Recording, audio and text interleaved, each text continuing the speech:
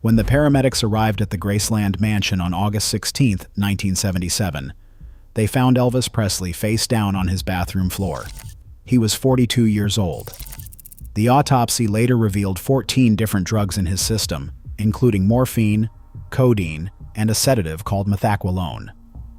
His personal physician, Dr. George Nicopolis, had prescribed him over 10,000 doses of various narcotics, sedatives, and stimulants in the final 8 months of his life alone. 10,000 doses for one patient. But this same man, the one who died bloated and alone on that bathroom floor, had once walked into a car dealership in Memphis and bought 14 Cadillacs in a single afternoon just to give them away to strangers. This is the story of how the most beloved entertainer in American history became unrecognizable to the people who loved him most.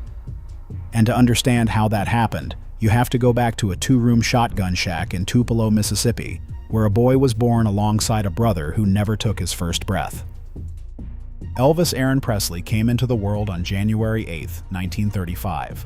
His identical twin, Jesse Garin, was delivered stillborn 35 minutes before him. His mother, Gladys, never fully recovered from the loss. She poured everything she had into the surviving boy, creating a bond so intense that neighbors described it as almost symbiotic. They spoke in baby talk to each other well into Elvis's teenage years. She walked him to school every single day until he was 15. The Presleys were desperately poor. Vernon Presley, Elvis's father, worked odd jobs and struggled to hold anything steady. When Elvis was 3, Vernon was caught altering a check from a local farmer. The amount was small, but the sentence was not. He spent 8 months at the Mississippi State Penitentiary in Parchman. While he was locked up, the family lost their home. Gladys and young Elvis moved in with relatives, bouncing between houses with whatever they could carry. Music became the only constant. Gladys took Elvis to the First Assembly of God Church, where he was surrounded by gospel singing every Sunday. The harmonies, the call and response, the raw emotion of those church performances imprinted on him permanently. At age 10, he entered a singing contest at the Mississippi-Alabama Fair. He stood on a chair to reach the microphone and sang the Red Foley song, Old Shep. He placed 5th, but the applause stuck with him. In 1948, the Presleys moved to Memphis, Tennessee, hoping for a better life. They settled into public housing at Lauderdale Courts. Elvis was shy and frequently bullied, but he carried a guitar to school nearly every day and played for anyone willing to listen. After graduating, he took a job driving trucks for Crown Electric. On his lunch breaks, he would drive past the Memphis Recording Service on Union Avenue, a small studio where anyone could pay $4 to record a 2-sided acetate disc. In the summer of 1953, he walked in and paid his $4. He told the receptionist, Marion Keisker, that he wanted to record a song for his mother. Keisker noticed something in his voice and made a note for her boss, Sam Phillips. Phillips was the founder of Sun Records, and he had been searching for something very specific. He later said he was looking for a white man who could sing with the feel of a black artist. Not to exploit black music, but to bridge 2 audiences that the segregated radio landscape kept apart. Phillips called Elvis back the following summer and paired him with 2 local musicians, Scotty Moore on guitar and Bill Black on bass. For hours, nothing clicked. Then during a break, Elvis started fooling around with an old blues song by Arthur Crudup called That's All Right. He sang it loose, fast, almost playfully. Moore and Black jumped in. Phillips stuck his head out of the control room and asked them to start again. That was the moment. Within days, a Memphis radio DJ played the recording, and the station switchboard lit up. Listeners called in dozens of times asking who this singer was. Phillips pressed it as a single. It sold well locally. Elvis began performing at small clubs and county fairs, and the reaction was immediate and visceral. Teenage girls screamed, parents complained, preachers called it dangerous. The way Elvis moved on stage, his hips swaying, his legs shaking, was considered so provocative that television producers later filmed him only from the waist up. But the bigger Elvis got, the more attention he attracted from people who saw dollar signs. One of them was a man who called himself Colonel Tom Parker. Parker was not a colonel. He was not named Tom Parker. He was Andreas Cornelis van Kook, a Dutch immigrant who had entered the United States illegally and never obtained citizenship. He fabricated his entire identity, and he spent the rest of his life terrified that anyone would find out. That fear would shape every decision he made about Elvis's career, because Parker could never allow Elvis to tour internationally. Leaving the country meant risking exposure at customs. Therefore, the biggest musical act on the planet never performed a single concert outside North America. Parker approached Vernon and convinced him that the boy needed professional management. In 1955, Parker became Elvis's manager. The contract gave Parker an initial 25% cut, which later grew to as much as 50% of everything Elvis earned. He got Elvis signed to RCA Records, secured a string of television appearances, and by 1956, Elvis Presley was the biggest name in entertainment. However, the closer you looked at Parker's decisions, the clearer it became that Parker wasn't managing Elvis's career for Elvis's benefit. He was managing it for his own profit. Parker rejected offers from serious Hollywood directors who wanted Elvis for dramatic roles. Instead, he signed Elvis to a string of formulaic musical comedies that were cheap to produce, fast to shoot, and guaranteed a profit. Between 1960 and 1969, Elvis appeared in 27 films. Nearly all of them followed the same template. Elvis plays a charming young man who sings, romances a girl, and resolves a minor conflict by the final act. The soundtracks were rushed, the scripts were thin, and Elvis knew it. In private, he told friends he was embarrassed by the movies. He wanted to be taken seriously as an actor. He admired James Dean and Marlon Brando, but Parker kept signing the contracts, and Elvis kept showing up because Parker had structured his finances so that Elvis needed the income. Despite earning millions, Elvis was perpetually cash-strapped because Parker controlled the money and took his cut before Elvis ever saw a dollar.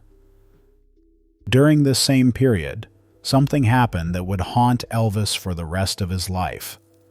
In 1958, he was drafted into the United States Army. He could have served in a special entertainment unit, performing for troops and staying comfortable, but Parker insisted he serve as a regular soldier to boost his public image. While Elvis was stationed in Germany, his mother Gladys, the one person he trusted completely, died of a heart attack at age 46. Elvis was devastated. Those who were with him at the funeral said he threw himself on the casket and had to be physically pulled away. He never recovered from losing her. It was also in Germany that a fellow soldier introduced Elvis to a 14-year-old girl named Priscilla Beaulieu. Elvis was 24. Over the following months, he convinced her parents to allow her to visit him. After he returned to the States, Priscilla eventually moved to Memphis to finish high school near him. They married in 1967. But the marriage revealed another side of Elvis entirely. He was controlling. He dictated what Priscilla wore, how she styled her hair, and who she could spend time with.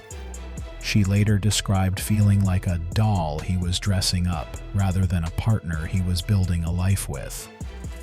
He wanted her to look a very specific way, dark eyeliner, jet black hair piled high, and she complied because she loved him and because his world left no room for disagreement. By 1968, Elvis was creatively suffocated. The movies had drained him. Record sales were declining. Younger acts like the Beatles and the Rolling Stones had reshaped the landscape. He felt irrelevant. Then NBC offered him a television special. Parker wanted a traditional Christmas variety show. Elvis wanted something raw. For one of the few times in his career, he pushed back against Parker. The result was the 1968 Comeback Special, a stripped-down performance where Elvis sat with a small band in front of a live audience and simply played. He was electric, sweating through a black leather suit, singing with a hunger that years of bad movies had buried but not killed. It reminded the world, and reminded Elvis himself, why he had mattered in the first place. The special was a massive hit. It led directly to a new deal with the International Hotel in Las Vegas for a residency. Elvis opened in 1969, and the shows were extraordinary. He was in strong physical shape, his voice was at its peak, and the energy in the room was something audiences described as almost religious. He performed 2 shows a night, 7 nights a week, for weeks at a stretch.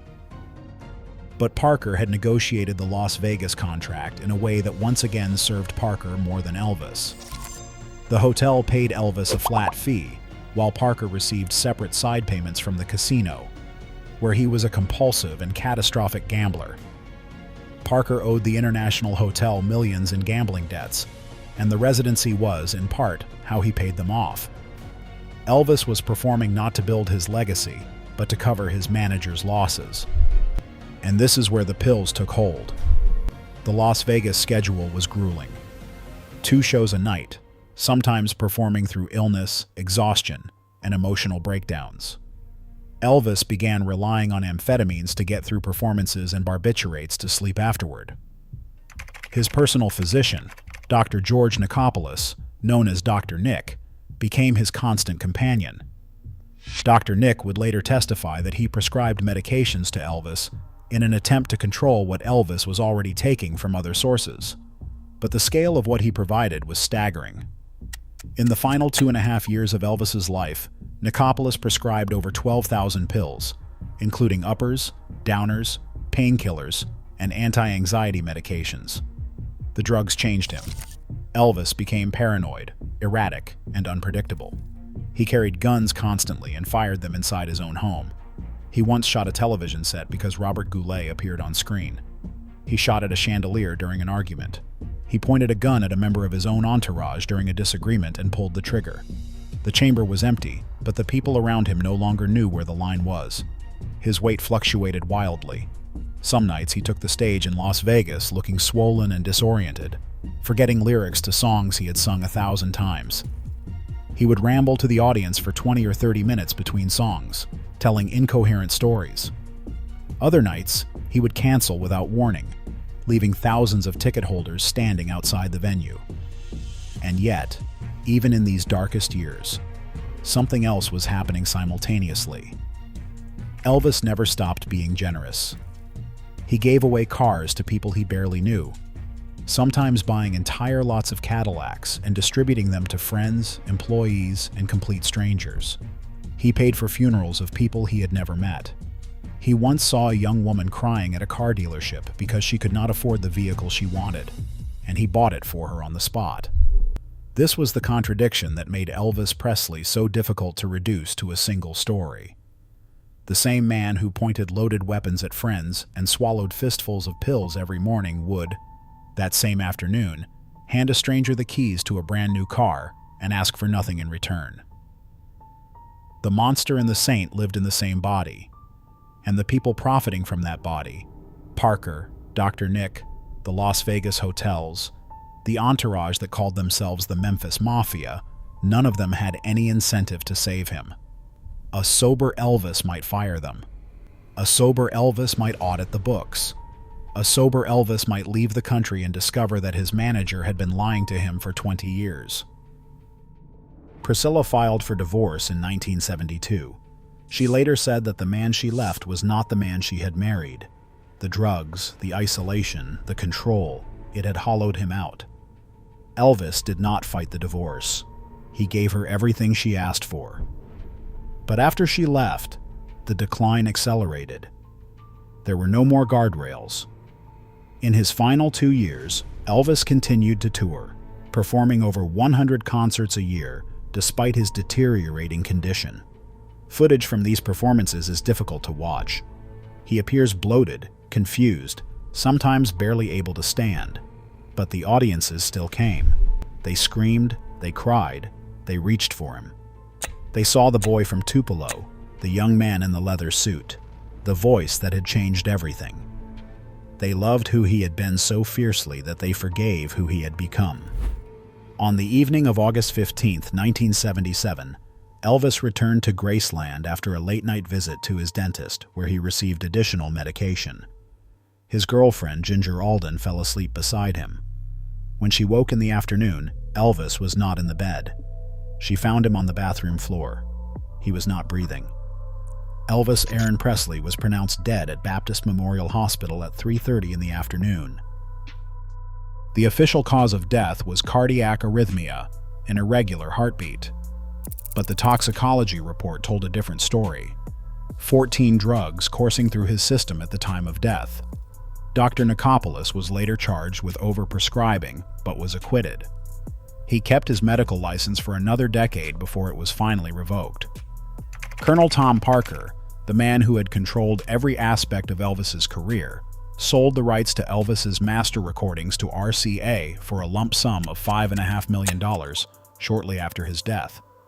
The catalog was worth many times that amount. Parker needed the cash quickly, likely because of gambling debts. He had spent 2 decades extracting wealth from Elvis Presley, and he continued extracting it from the estate until Priscilla took legal action and had him removed. If Elvis Presley were a character in a story, you would say the writer went too far.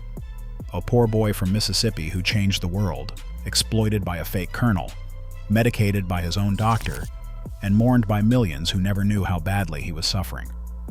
But Elvis was not a character.